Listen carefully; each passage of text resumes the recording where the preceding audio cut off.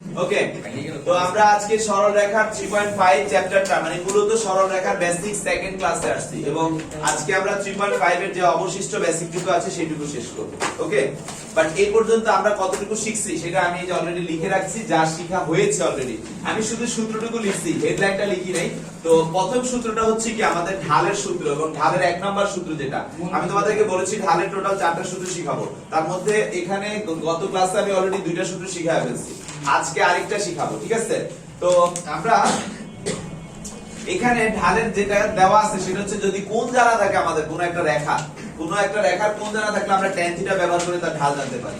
তারপরে আমি তোমাদেরকে শিখাইছি মূল বিন্দুগামী সরলরেখার সমীকরণটা কি, সেটা ছিল কি y mx। সেখানে আবার আমি বলছি যে m যদি 0 হয় তাহলে একটা x অক্ষের সমীকরণ পাওয়া যায়, একটা y অক্ষের সমীকরণ পাওয়া যায়। সেটা কি x অক্ষের সমীকরণ হলে y0, y অক্ষের সমীকরণ হলে x0। এরপরে আমরা বলছি যে মূল বিন্দুগামী না হয়ে যদি মূল বিন্দুর বাইরে কোনো বিন্দু দিয়ে যায় সেই ক্ষেত্রে আমাদের m ঢালবিশিষ্ট রেখার সমীকরণ হচ্ছে y mx c। ওইখানেও আবার আমি বলছি যদি m শূন্য হয় তাহলে হয় x অক্ষের সমান্তরাল হবে, না হয় কি y অক্ষের সমান্তরাল হবে। যদি x অক্ষের সমান্তরাল হয় তাহলে y b আর y অক্ষের সমান্তরাল হলে x a। এগুলো সব ভালো মুখস্থ হয়ে যেতে হবে, কারণ আগামী নেক্সট ক্লাস যখন অঙ্ক শুরু করব তখন কিন্তু সূত্র কম পারলে ঝামেলা হয়ে যাবে। ক্লিয়ার? তারপরে কি যে এরপরে এগুলোর পরে আমি তোমাদেরকে শিখেছি ঢালের দ্বিতীয় সূত্র। ঢালের দ্বিতীয় সূত্রটা কি, দুইটা বিন্দু যদি দেয়া থাকে তাহলে আমরা কিভাবে ঢাল বের করব ওই রেখা। তো দুইটা বিন্দুগামী সরলরেখার ঢালের সূত্র হচ্ছে কোটিদ্বয়ের অন্তর ডিভাইডেড বাই ভুজদ্বয়ের অন্তর। তার মানে কোণ দেয়া থাকলেও আমরা ঢাল বের করতে পারবো, বিন্দু দেয়া থাকলেও ঢাল বের করতে পারবো। আর আজকে আমি শিখাবো সরলরেখা দেয়া থাকলে ঢাল কিভাবে বের করব। ঠিক আছে, তাহলে কোটিদ্বয়ের অন্তর ডিভাইড বাই ভুজদ্বয়ের অন্তর দিয়ে আমরা বিন্দু থেকে ঢাল বের করব। এরপর আমি তোমাদেরকে শিখেছি যে একটা বিন্দু আর ঢাল দেয়া থাকলে কিভাবে সরলরেখার সমীকরণ নির্ণয় করা যায়। যে আমি একটা বিন্দু জানি আর মাত্র একটা ঢাল জানি, সেই ক্ষেত্রে সরলরেখার সমীকরণ আমরা কিভাবে নির্ণয় করব, সেটা হচ্ছে y y1 m x x1। সবগুলো প্রমাণ তোমাদেরকে এর আগের বেসিক ক্লাস 1 এ শেখানো আছে। তারপর আমি শিখেছি দুইটা বিন্দু দিয়ে যায় এরূপ সরলরেখা কিভাবে নির্ণয় করা যায়, সেটাও আমাদের অলরেডি সূত্র শেখা হয়ে গেছে। x x1 divide by x1 x2 is equal to y y1 divided by y1 y2। এই ছিল আমার লাস্ট ক্লাস, রাইট? আজকে আমার এর পরবর্তী সেকেন্ড ক্লাস বলতে পারো আর 3.5 এর লাস্ট টপিকস। তো লাস্ট টপিকস বলতে লাস্ট সূত্রগুলো যেটা। তো তোমাদেরকে আমি শুরুতে আজকে একটা কথা বলি যে আমাদের সরলরেখা সাধারণত দেখতে কেমন হয়। এই লাইনটা আমি লিখতেছি, সরলরেখার সাধারণ সমীকরণ মানে দেখতে সাধারণত হচ্ছে কেমন। সাধারণ সমীকরণ সেটাতে থাকে আসলে x যুক্ত একটা রাশি, y যুক্ত একটা রাশি আর একটা ধ্রুবক মান থাকতেও পারে, নাও থাকতে পারে। তাহলে সরলরেখার সাধারণ সমীকরণ হচ্ছে এরকম ax by c = 0। এটা হচ্ছে আমাদের সরলরেখার সাধারণ সমীকরণ।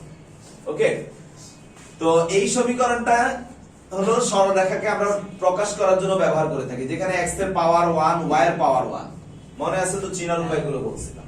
এখন এই ধরনের একটা সরল রেখা যদি থাকে তো সরল রেখা থেকে আমরা ঢাল নির্ণয় করা শিখবো। সরল রেখা হতে ঢাল নির্ণয় আজকে আমরা এটা থেকে শুরু করতেছি। ঢালের 3 নাম্বার সূত্র শিখবো আমরা। তো সরল রেখাটা আমরা কি, যে একটা রেখা আমরা যদি কল্পনা করি এরকম ax by c = 0।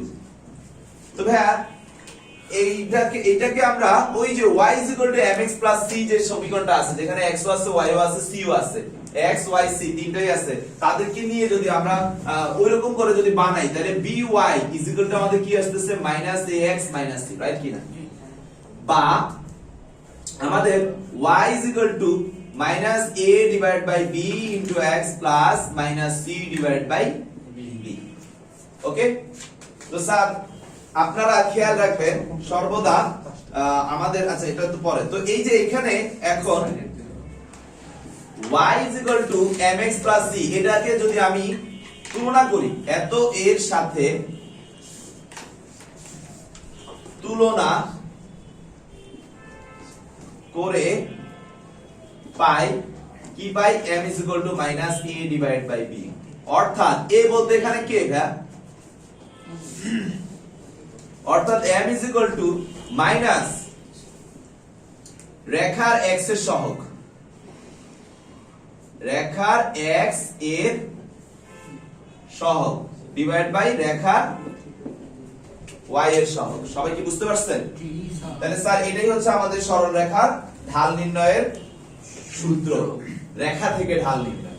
তো ধরেন এখন যদি এটা এরকম হয় যে মনে করেন আমি যদি একটা রেখা দিই Sabir Hossain 2x 4y 2 is equal to বা 3 দিলাম is equal to 0, এই রেখার ঢাল কি হবে? -2/4। Very good. যে ভাই m is equal to minus সূত্রের x এর সহগ হচ্ছে 2, y এর সহগ হচ্ছে 4, তার মানে হচ্ছে -1/2। সেমটা যদি আমি এভাবে দেই 2x 4y 3 is equal to 0, এই রেখার ঢাল কি হবে? -2 ডিভাইড বাই -4। কেন মাইনাস সহ নিব? কারণ আমাদের সূত্র তো প্লাস থেকে তৈরি করা, তাহলে এটা আমাদের অ্যানসার আসবে হাফ। তাহলে কিভাবে একটা সরল রেখা থেকে ঢাল নির্ণয় করতে হয় আমরা সবাই ক্লিয়ার? জি স্যার। ভেরি গুড, ওকে, ধন্যবাদ। মঞ্জুরি কি পজ করব? আচ্ছা স্যার, হ্যাঁ বলো।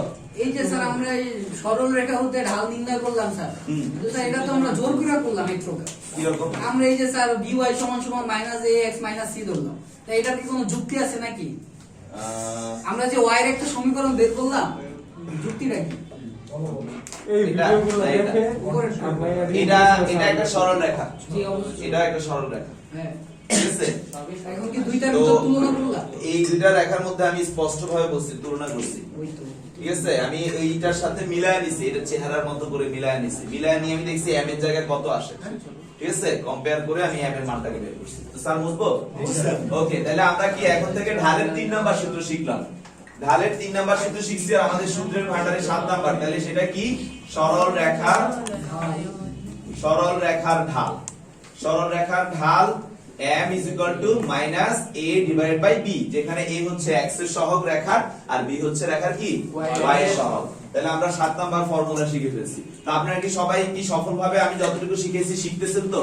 কারণ আমি যখন অঙ্কে যাব, আমি কিন্তু আপনারা অলরেডি অভিজ্ঞ, আমার সাথে 3-4 মাস ক্লাস করতেছেন, অঙ্কে গেলে কিন্তু স্পিডে দৌড়বে, খেয়াল আছে তো? ক্লাসিফিকেশনে স্লোলি বুঝাই, কারণ কনসেপ্ট ক্লিয়ার করি, আর অঙ্কে গেলে আবার এত স্লো যাওয়ার টাইম আছে নাকি? ঠিক আছে? তো এরপরে নেক্সট হচ্ছে আমরা একটা কথা বলি। আপনারা দেখেন অনেকগুলো সরলরেখা শিখছেন, কিন্তু আমি একটু চিত্রায়িত বলে আপনারা বুঝতে পারবেন। সর্বপ্রথম কি শিখছো? মূল বিন্দুগামী সরলরেখা, রাইট? জি স্যার। এই মূল বিন্দুগামী সরলরেখার পরে কি শিখছো? আমি একটু রঙিন কলমে দেখাই, x অক্ষের সরলরেখা শিখছেন না? এরপর আপনারা কি y অক্ষের সরলরেখা শিখছেন না? এরপরে আপনারা মূল বিন্দুগামী না শিখে মূল বিন্দুর বাইরে সরলরেখা শিখছেন কিনা? এখানে হইতে পারে অথবা এইখানে হইতে পারে, রাইট? তারপরে আপনারা কি শিখছেন? এইভাবে ঢাল না থাকলে এরকম সমান্তরাল সরলরেখা শিখছেন, বা এরকম সমান্তরাল সরলরেখা শিখছেন, রাইট কিনা? তো স্যার সবই তো শিখলেন, কিন্তু এখনো একটা রেখা বাকি আছে। এখানে দেখেন যে প্রত্যেকটা রেখার দিকে তাকাইলে এটা মূল বিন্দুকে ছেদ করছে, এটা x অক্ষকে y অক্ষকে ছেদ করছে, এটা x অক্ষকে ছেদ করছে, এটা y অক্ষকে ছেদ করছে, x অক্ষকে ছেদ করতেছে। বাট দুনিয়া থেকে এমন কোন সরল রেখা নাই যে একই সাথে x কেও ছেদ করে y কেও ছেদ করে, অবশ্যই করে। আছে কিনা? তাহলে আমাদের জানার বাইরে এখনো আরো একটা সরল রেখা রয়ে গেছে, সেটা হচ্ছে কি? যে উভয় অক্ষকে ছেদ করে এরূপ সরলরেখার সমীকরণ, ঠিক আছে? তাহলে এখন হেডলাইন দেন, উভয় অক্ষকে ছেদ করে এরূপ সরলরেখার সমীকরণ। উভয় অক্ষকে ছেদ করে এরূপ সরলরেখার সমীকরণ। উভয় অক্ষকে ছেদ করে এরূপ সরলরেখার সমীকরণ। হেডলাইন দিয়েছেন?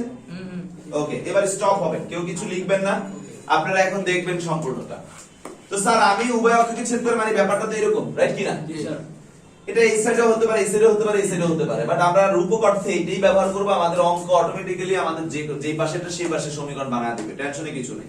মাইনাস প্লাস তো আসবেই ওরকম ভাবে। তো এখন মনে করো আমি ধরে নিলাম এটার উপরে এই সরলরেখার একটা চলমান পয়েন্ট, নাম দিলাম কি? x, y। তার মানে এই বিন্দুটা x এসে কতটুকু গেছে? x পরিমাণ। y এসে কতটুকু গেছে? y পরিমাণ।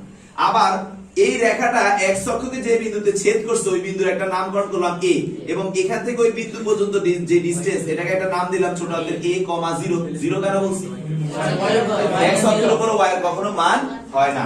আবার এইখানে আমাদের এই বিন্দুটাকে একটা নামকরণ করলাম, এখানে আমি এটাকে নাম দিলাম 0, b। 0x কে 0 কেন বলছি? কারণ y অক্ষের উপরে x এর মান হয় না, ঠিক আছে? আর মূল বিন্দু থেকে এই বিন্দু পর্যন্ত দূরত্বটা কত? b। তাহলে মূল বিন্দু থেকে এই বিন্দু পর্যন্ত b, মূল বিন্দু থেকে এই বিন্দু পর্যন্ত হচ্ছে a। এগুলো আমরা জেনে নিলাম। এখন আপনারা একটু খেয়াল করেন, আমরা এখানে ধরেন আমি এই লম্বটা টেনে রাখি আর এই লম্বটা টেনে রাখি, এই বিন্দুর সাথে মূল বিন্দুর একটা সম্পর্ক করে রাখি, আমাদের কাজে আসবে একটু পরে। ওকে, এই লম্বটাকে অন্য কালিতে দেখা রাখি, এটা অন্য কালিতে। তো স্যার এখানে ধরেন আমি এটাকে একটা নামকরণ করি পি এম, আর এটাকে একটা নামকরণ করলাম কি পি এম। এখন স্যার আপনারা একটু খেয়াল করেন, চিত্রতে আমরা যেটা দেখতে পাচ্ছি, ত্রিভুজ, এটা যদি মূল বিন্দু ও হয়, কেউ লিখবা না, ও এ বি ইজ ইকুয়াল টু, আমরা জানি ত্রিভুজের ক্ষেত্রফল কি, একটা সমকোণী ত্রিভুজের ক্ষেত্রফল কি হবে, হাফ ইনটু ভূমি। ভূমি কত স্যার, ও এ, ইনটু উচ্চতা কত, ও বি। তার মানে ও এ, এটা মানিত এ, আর ও বি মানিত হচ্ছে কি বি, হাফ এ বি। তারপরে ত্রিভুজ O P, O A P, O A P হতে, O A P is equal to half into ভূমি মানে ও এ, উচ্চতা মানে কি এইটুকু না, তার মানে পি এম। তাহলে আমাদের যেটা আসলে ও এ মানে হচ্ছে এ, পি এম মানে হচ্ছে কি ওয়াই, তার মানে হাফ এ ওয়াই। তারপর ত্রিভুজ O B P is equal to half into ভূমি মানে হচ্ছে কি ও বি, এবং উচ্চতা মানে কি এইটুকু না, সেটা কি পি এন, তার মানে হাফ বি এক্স। আশা করি বুঝতে পারছেন। এখন একটু ভালো করে লক্ষ্য করলে দেখা যায় যে এই ত্রিভুজটা আর এই ত্রিভুজটা মানে কিন্তু টোটাল ত্রিভুজটা। তাহলে এক শর্ত মতে বা যেভাবে বলো, নিয়ম অনুযায়ী যেটাই বলো, ত্রিভুজ ও এ বি ইজ ইকুয়াল টু কি, ত্রিভুজ ও এ পি প্লাস ত্রিভুজ ও বি পি।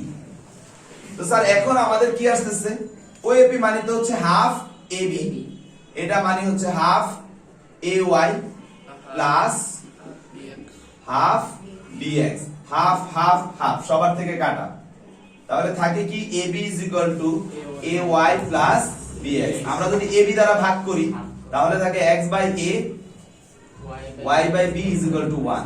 এটাই হচ্ছে আমাদের সেই কাঙ্ক্ষিত সরলরেখার সমীকরণ, যে কিনা উভয় অক্ষকে ছেদ করে। ঠিক আছে?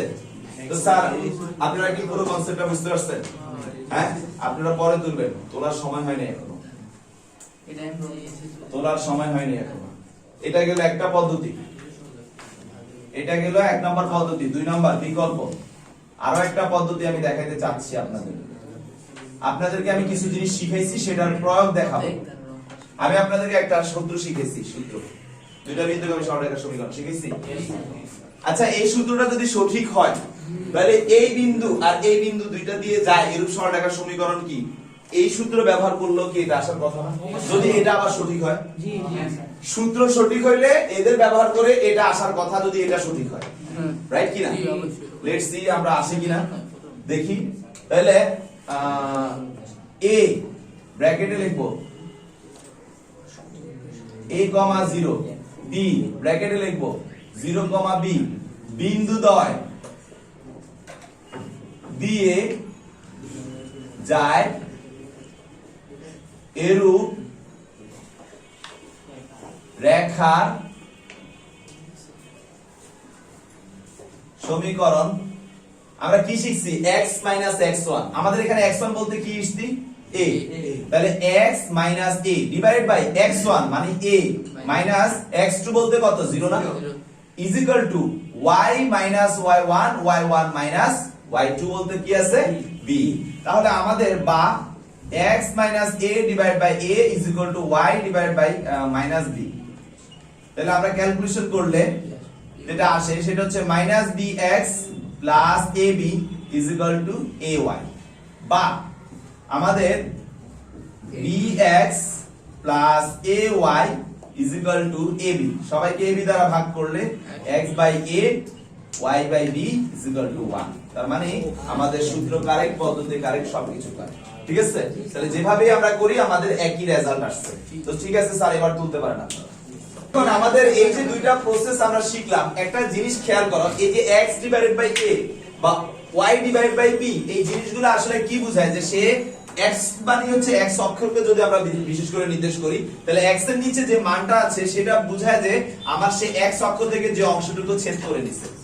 আবার y/b মানে আসলে y অক্ষ থেকে যে অংশটা ছেদ করে নিচ্ছে। তো আপনারা লিখে ফেলেন যে এই সমীকরণটি x অক্ষ থেকে এই সরলরেখা দ্বারা x অক্ষ থেকে ছেদকৃত অংশ, এখন অংশ এটা তো একটা দূরত্ব, তাই না? এটা কি নেগেটিভ হবে না? তাই আপনারা এর মান পজিটিভ আসতে পারে, নেগেটিভ আসতে পারে, কারণ এ যদি এই পাশে হয় আমরা কি নেগেটিভ বলবো না? তাহলে সেই ক্ষেত্রে আপনারা মডুলাস এই ব্যবহার করবেন, ঠিক আছে? তাহলে এই সরলরেখা দ্বারা x অক্ষের ছেদকৃত অংশ মডুলাস a এবং y অক্ষের ছেদকৃত অংশ মডুলাস b। x অক্ষের ছেদকৃত অংশ মডুলাস a এবং y অক্ষের ছেদকৃত অংশ মডুলাস b। এখন আবার আরেকটা বিষয় আপনারা খেয়াল করেন, সেটা হচ্ছে যে সরল রেখাটাকে মানে সরল রেখা যেমন x কে কাটছে y কে কাটছে, আবার অপোজিট ভাবে চিন্তা করেন x অক্ষ কি সরল রেখাকে এখানে কেটে দিছে না? জি স্যার। y অক্ষ কি সরল রেখাকে এখানে কেটে দিছে? তার মানে অক্ষ দুইটা আবার সরল রেখার একটা অংশ ছেদ করে ফেলছে না? জি স্যার। তাহলে এবার লেখেন আবার অক্ষদ্বয় দ্বারা সরল রেখার ছেদকৃত অংশ, অক্ষদ্বয় দ্বারা সরল রেখার ছেদকৃত অংশ, অক্ষদ্বয় দ্বারা সরল রেখার ছেদকৃত অংশ, অক্ষদ্বয় দ্বারা সরল রেখার ছেদকৃত অংশ। ওকে, সবাই দেখেন ছেদকৃত অংশ কি এইটুকু না? জি স্যার। এইটুকু কি এই ত্রিভুজটার অতিভুজ না? তাহলে অতিভুজ মানে ভূমি হচ্ছে a, লম্ব হচ্ছে কি? তাহলে এই ছেদকৃত অংশ AB টা কি হবে? √a² + b²। তাহলে লিখে ফেলেন AB, বড় হাতের A বড় হাতের B, AB √a² + b²। Concept কি বুঝা গেছে? এভাবে তো ভেবে দেখি। এবার আমরা নেক্সট যে পার্টটা শিখবো, স্যার এই রেখাটাকে আরো এক ভাবে নির্ণয় করা যায়। এখন তো আমি আপনাদেরকে a দিচ্ছি, b দিচ্ছি, সেই হিসেবে আপনারা x/a + y/b = 1 দিয়ে অঙ্ক সলভ করবেন। কিন্তু যদি আমি a b না দিয়ে অন্য কিছু দেই, দেখাচ্ছি কি দিব, আরো এক ভাবে মান দিয়ে সরলরেখাটা নির্ণয় করা যায়। কিছু বলতে চাচ্ছো? বল। এইটা তো স্যার যেটা বের করলাম ab = √a² + b² এটা তো ab এর মান। হ্যাঁ, দূরত্ব। যদি স্থানাঙ্ক চাই ab এর স্থানাঙ্ক হ্যাঁ, যে বিন্দুতে স্থানাঙ্ক তো a, 0 হয়ে আছে। যদি না দেওয়া থাকে আর ওই না দেয়া থাকলে তো আরেক প্রসেস, হ্যাঁ সেটা আমি দেখাচ্ছি। মানে স্থানাঙ্ক দিয়ে যদি সরলরেখা দেওয়া, মানে এই দুইটা জানা থাকলে না তুমি এটা করতে পারবা। এটা ছাড়া আরেকটা প্রসেস দিয়ে সরলরেখা এখন দেখাচ্ছি, যদি না থাকে এই যে প্রশ্নটা করছো সেটা, তো সেটা এখন সলভ করতেছি। বুঝবে না? এবার আসো পরবর্তী সূত্র। তাহলে আমরা অলরেডি আমাদের ভান্ডারে আরো একটা সূত্র চলে আসলো সরলরেখা, রাইট? দেখো একে একে এগুলো কিন্তু ভালো কনসেপ্ট ক্লিয়ার না থাকলে পরবর্তীতে অঙ্কে কিন্তু ঝামেলা হবে। তাহলে 8 নম্বরে এখন আমাদের সূত্র হচ্ছে অক্ষদ্বয়কে ছেদ করে এরূপ সরল রেখার সমীকরণ। অক্ষদ্বয়কে ছেদ করে এরূপ সরল রেখার সমীকরণ হচ্ছে x/a + y/b = 1, যেখানে x অক্ষের ছেদকৃত অংশ, x অক্ষের ছেদকৃত হচ্ছে মডুলাস a, y অক্ষের ছেদকৃত হচ্ছে মডুলাস b, আর সরল রেখার ছেদকৃত অংশ কি? √a² + b²। ডাটাগুলো ভালো ক্লিয়ার থাকতে হবে। এখন সাহাবীর হোসেন যেটা বললো যে স্যার যদি বাই এনি চান্স আমাদের এটাও না জানা থাকে, এটাও না জানা থাকে, তার মানে এইটুকু আমি জানি না, এইটুকু আমি জানি না, ওই মুহূর্তে আরো একটা প্রসেস আছে। মূল বিন্দু থেকে একটা লম্ব এবং তার দৈর্ঘ্য দেয়া থাকবে, আর সে x অক্ষের ধনাত্মক দিকের সাথে যে কোণ তৈরি করবে সেই কোণ দেয়া থাকবে। ওকে, তো এবার আপনারা হেডলাইন দেন। এবার হেডলাইনটা বড় হবে। মূল বিন্দু থেকে একটি সরল রেখার উপর অঙ্কিত লম্বের দৈর্ঘ্য, মূল বিন্দু থেকে একটি সরল রেখার উপর অঙ্কিত লম্বের দৈর্ঘ্য p, একটা নাম দিলাম আর কি, অঙ্কিত লম্বের দৈর্ঘ্য p, এবং ওই লম্ব রেখা x অক্ষের ধনাত্মক দিকের সাথে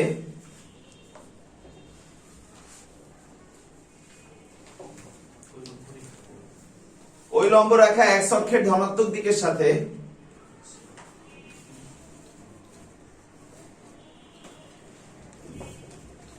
থিটা কোণ উৎপন্ন করলে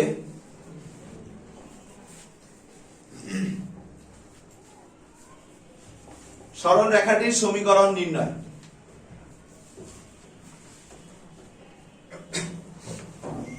সরল রেখাটির সমীকরণ নির্ণয়। ওকে, এবার সবাই আবার স্টপ হবেন, আমি বুঝাচ্ছি, সবাই একটু দেখেন। এটা হচ্ছে আমাদের সেন্টার পয়েন্ট, নাম দিলাম ও। এটা আমি জানি না এখন কত, স্থানাঙ্কটা জানি না, জাস্ট এ। এটারও আমি এখন স্থানাঙ্ক জানি না, জাস্ট কি বি। আর এই বিন্দুটার আমি একটা নামকরণ করলাম এন। আর এটা তো থিটা অলরেডি ব্যবহার করেই ফেলছি। আচ্ছা, এটা যদি থিটা হয় তো এই কোণটা কত হবে ভাই? 90 degree minus theta. Okay fine, এটা আমরা অলরেডি জানি। তো এখন আপনাদের দরকার কি, একটু আগেই তো অলরেডি রেখা বের করে ফেলছেন না, এই রেখার জন্য কি এই অংশটুকু দরকার, আর কি এটা দরকার। এমন কোন ভাবে কি এটা আর এটা বের করা যায় কিনা, এটা আর এই থিটা ব্যবহার করে এটা কাজ করতে হবে। আমরা জানি অতিভুজ দেয়া থাকবে প্রশ্নে, থিটা দেয়া থাকলে ত্রিভুজের কনসেপ্ট ব্যবহার করে অতিভুজ আর ভূমি এরকম ভাবে, মানে অতিভুজ না সরি পি দেয়া থাকবে, তাহলে এইটা এবং এইটা এগুলোর মধ্যে সম্পর্ক তো আমরা শিখছি চ্যাপ্টার 10 এসএসসি ত্রিকোণমিতির উচ্চতা এবং দূরত্ব সম্পর্কিত যে কনসেপ্ট আছে, ওরকমই একটা কনসেপ্ট ব্যবহার করতে হবে। তাহলে স্যার এখন আমরা কি করব, আপনারা একটু দেখেন আমি কেন এই ধরনের রেখা আনলাম। ফার্স্ট অফ অল কোশ্চেনের কোথাও বা আমি যে হেডলাইন দিয়েছি এখানের কি কোথাও বলা আছে যে অক্ষদ্বয়কে ছেদ করে এরূপ রেখার উপর লম্ব রেখার সঙ্গে লম্বর কথা? কিন্তু আমি কেন এটা আঁকলাম, কেন এটা আঁকলাম আপনারা একটু দেখেন।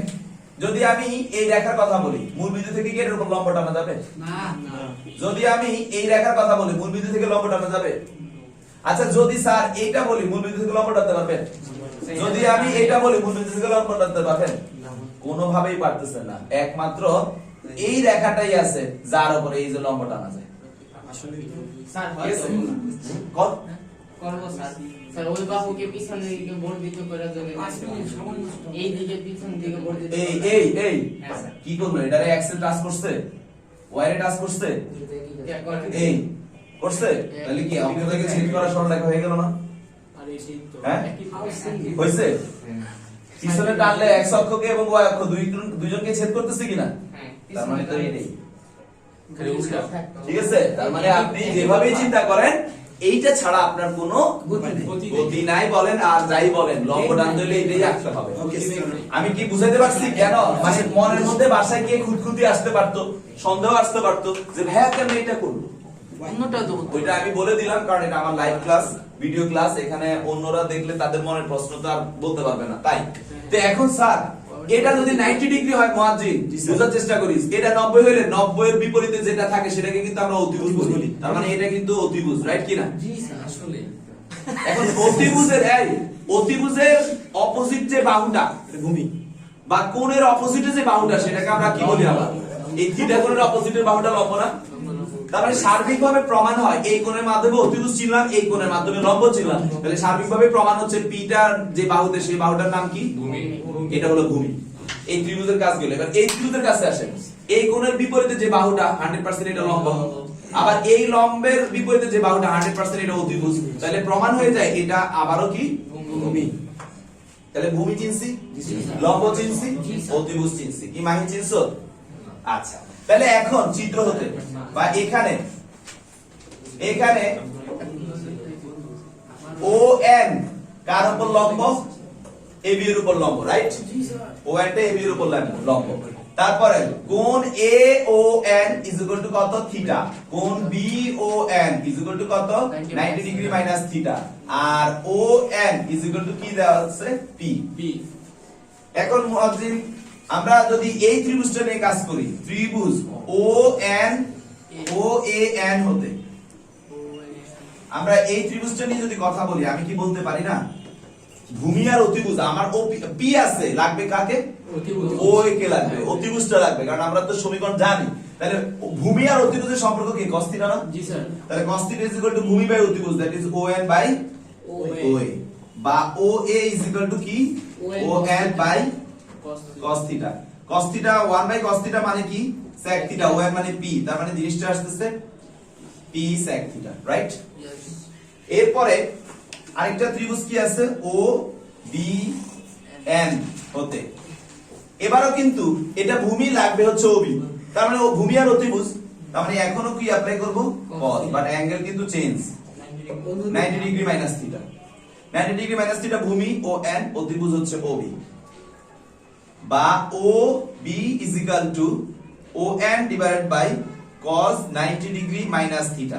তোমরা সবাই জানো 90 এর কারণে cos কি হয়ে যাবে sin থিটা হয়ে যাবে। জি স্যার। ও এন মানে p, তাহলে অতএব OB ইজ ইকুয়াল টু কি আসছে p cosec থিটা। আশা করি এই পর্যন্ত সবাই বুঝতে পারছেন। তাহলে পেয়ে গেছি আমাদের কাঙ্ক্ষিত OA এবং OB।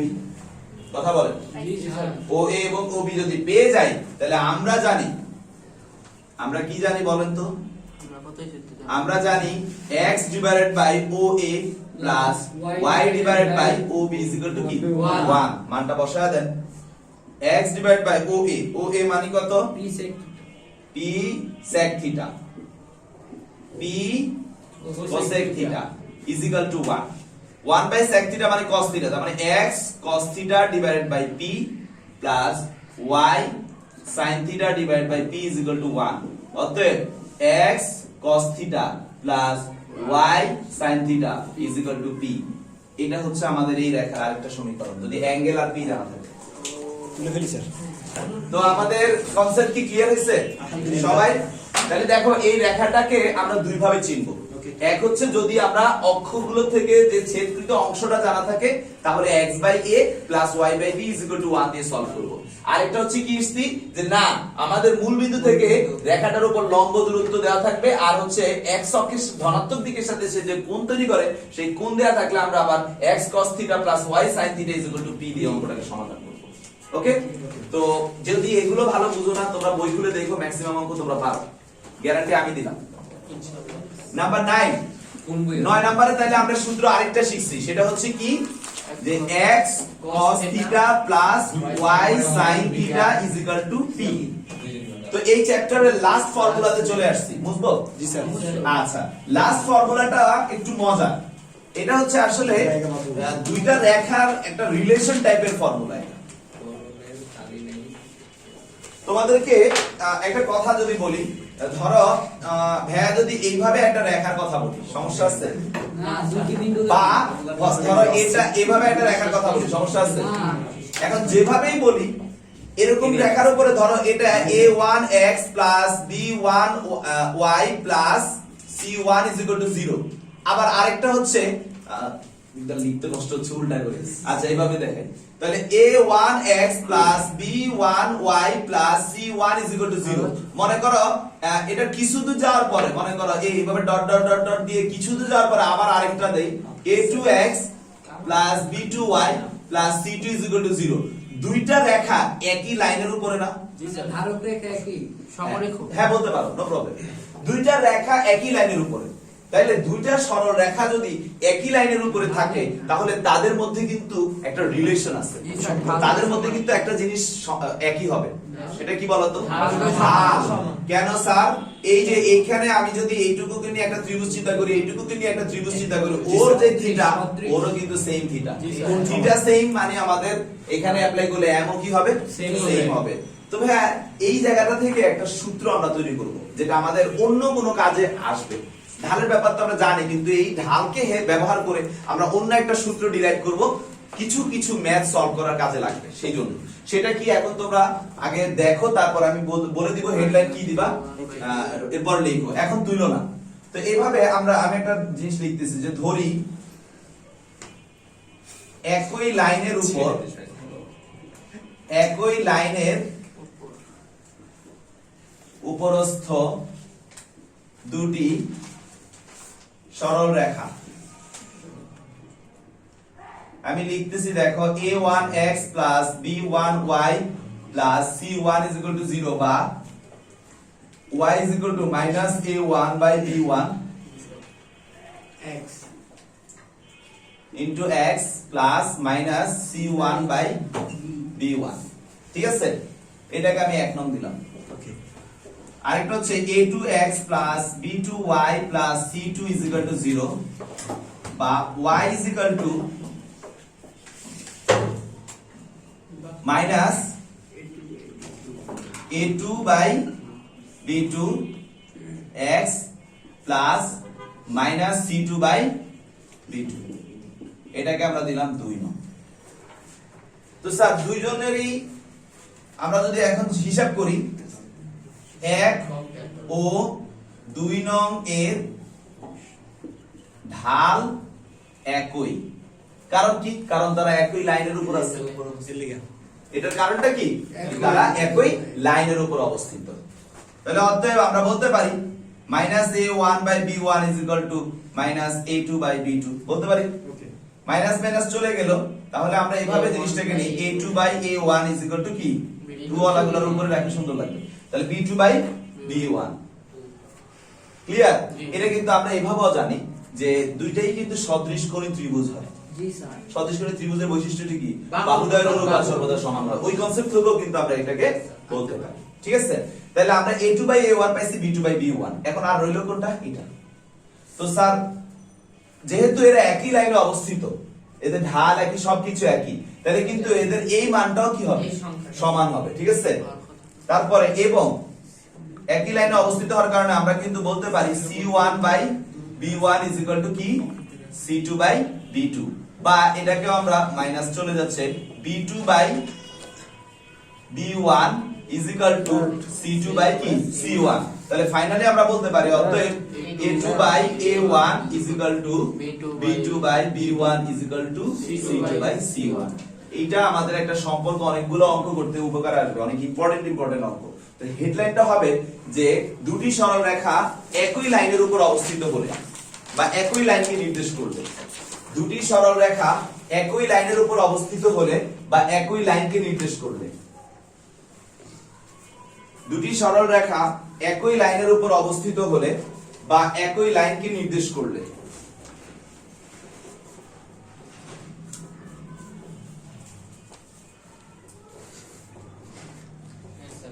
হ্যাঁ, প্রমাণটা চিত্রটা এটা করে প্রমাণটা করে ফেলে। চিত্র রাখলে রাখলে, না রাখলে সমস্যা নেই। নির্দেশ করলে সর্বদা এটা হবে আর কি, এটা মাথায় রাখবেন। স্যার সমীকরণ দিতে আরেকবার বুঝিয়ে দিবেন। কোনটা? দুইটা সমীকরণ। এটা ভাই দুইটা সরলরেখা ধরে নিছে। একটা সরলরেখার সাধারণ সমীকরণ আজকে বলছে ax + by + c = 0। এখন a বলতে এটার a আর এটার a কি দুইটা সেম হবে? না। তাই এটাকে একটা নামকরণ করলাম a1 আলাদা করার জন্য, এটাকে নামকরণ করলাম a2। এইরকম ভাবে যে আমি কি করছি, y কে রেখে বাকি সব অপর পাশে নিয়ে গেছি, y কে রেখে বাকি সব অপর পাশে নিয়েছি, ঠিক আছে? এই কাজটা করছি। তো y কে যদি রাখি y কে রাখলে এই পাশে গেলে কি -a1x -c1 না? আমি y কে রাখলে b1 দ্বারা ভাগ করতে হবে, তাহলে -a1/b1 আর -c1 কে কি করছি, ব্র্যাকেটে নিয়ে বাইরে প্লাস রাখা, এরপরে c1/b1 লিখছি, মানে ভাগ করছি। ওকে, তো স্যার সবার কি বোঝা হয়েছে? তাহলে আমাদের 10 নাম্বার ফর্মুলাটা তাহলে কি আসছে, যে দুটি সরল রেখা একই লাইনকে বা রেখাকে নির্দেশ করলে কি হবে মুয়াজ্জিন? এদের সহগদ্বয়ের অনুপাত সমান হবে, অর্থাৎ a1/a2 b2/b1 c2/c1। ফাইনালি আমরা 3.5 এ যা দরকার শেষ করলাম। ওকে, তো ঠিক আছে ভাইয়া।